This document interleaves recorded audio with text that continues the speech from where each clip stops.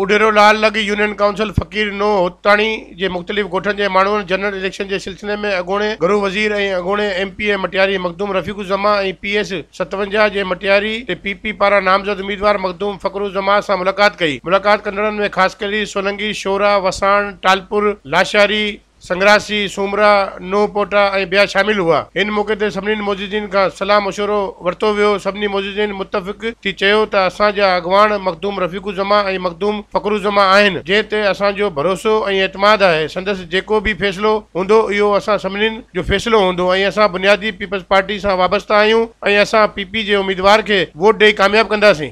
मज़ीद ख़बरनि ऐं तफ़सीलात लाइ विज़िट कयो असांजी वेबसाइट www.awaminews.hd.com ऐं ॾिसंदा रहो अवामी न्यूज़ HD।